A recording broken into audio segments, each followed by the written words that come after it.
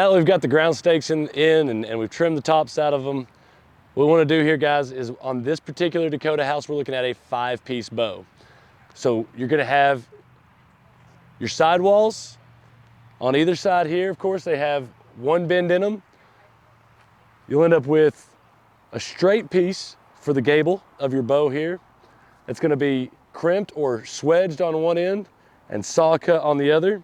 And the reason for that is going out the other way is the same thing. Saw cut on this end, swedged. That way that swedged joint can go into the saw cut joint of our sidewall, and our peak is going to have 2 swedged joints on it.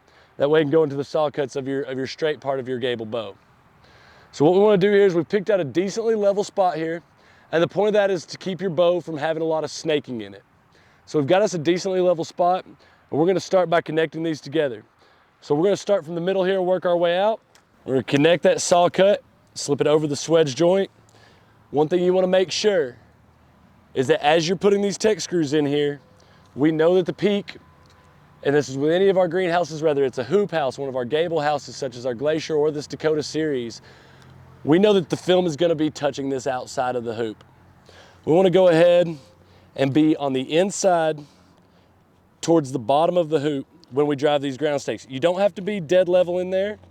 You can be anywhere from 90 degrees off to 180 away from the film. I like to get as far away as I can, so I'm going to try for the 180. We've got the one tech screw holding it in place. That's going to keep our joint good.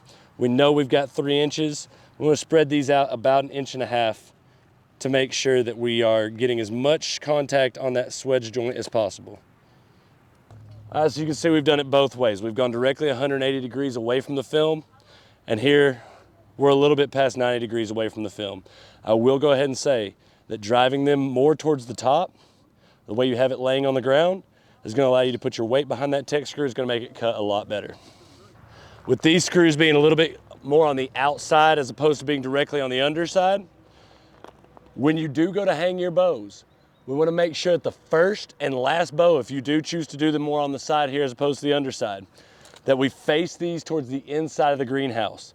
Because not only do we want to protect the main film going over the top, these being on the first and last bow are going to get the end film on there with your kit. If these tech screws are facing the outside, then as we pull tension on the end wall film, it's going to create a spot where those can rub. We'll discuss that again in the end wall installation. We'll make sure we point that out, but it's something I want to mention. We're ready to get it mounted up, so our tech screws are facing the interior of the house, facing the opposite end wall. Setting your sidewall into the ground stake. This 1 3/8 tubing is going to go right down into the 1 5/8 ground stake. We want to go ahead and take our tape measure.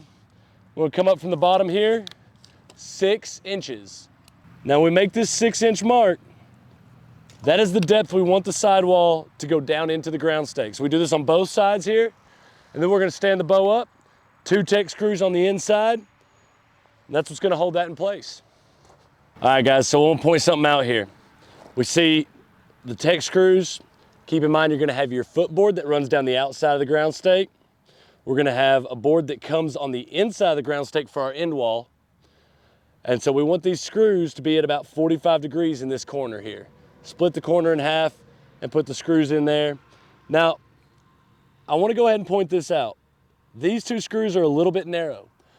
To hold our timbers in place on either side here, we are going to have the ground stake corner bracket. That's going to be in your hardware kit. Now we're going to leave these in for right now to go ahead and hold the bow stable while we get the other side set as well. When we get to hanging these ground stake corner brackets so we can get our timbers mounted, if these happen to be a little close, just take one or the other out, move it up a position, and drive it right back in. You want enough space between those that you can put the ground stake corner bracket right in there.